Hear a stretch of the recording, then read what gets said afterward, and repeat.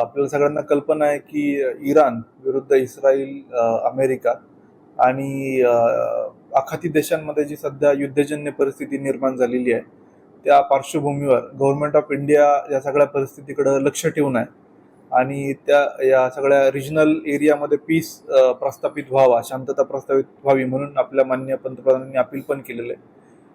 तरी पण सध्याची जी परिस्थिती बघता, ज्या प्रकारे वेगवेगळे अटॅक्स चालू आहेत किंवा 1200 पेक्षा जास्त फ्लाईट्स तात्पुरते कॅन्सल केलेल्या आहेत, त्यामुळं भारतामधून विशेषतः आपल्या नांदेडमधून जे काही नागरिक आखाती देशांमध्ये गेलेले आहेत, त्या ठिकाणी त्यांच्यामध्ये चिंतेचं वातावरण आहे.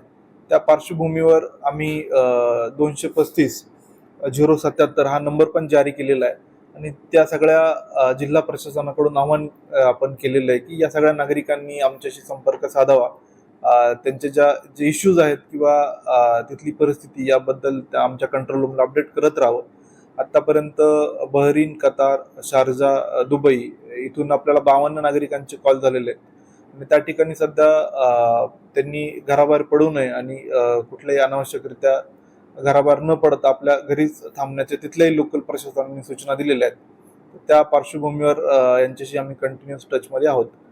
तर हेच सध्या आव्हान आहे की इतर जे नागरिक आहेत त्यांनी आमच्या माहितीसाठी आम्हाला आमच्या कंट्रोल रूमला संपर्क साधावा आणि आपल्या तिथल्या परिस्थितीबद्दल अपडेट करावं, जेणेकरून आम्ही गव्हर्नमेंट ऑफ महाराष्ट्र आणि गव्हर्नमेंट ऑफ इंडियाला आम्ही या गोष्टी कळवू शकतो.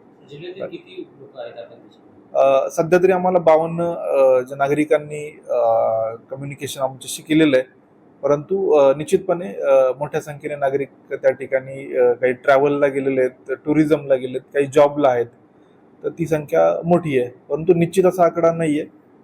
मला असं वाटतं की लवकरच आपल्याला जो अप्रॉक्सिमेट आकडा आहे जो जवळपास तो निश्चित कळेल, कारण डेली आम्हाला कंट्रोल रूमला कॉल तिथून येत आहेत.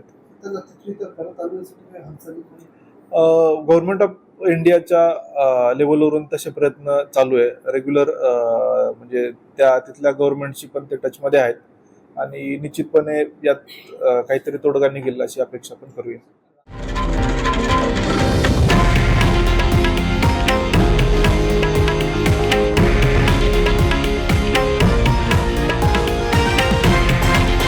हे आहे देशातील नंबर 1 न्यूज नेटवर्क आणि आपण पाहत आहात TV9 मराठी, एकमेव.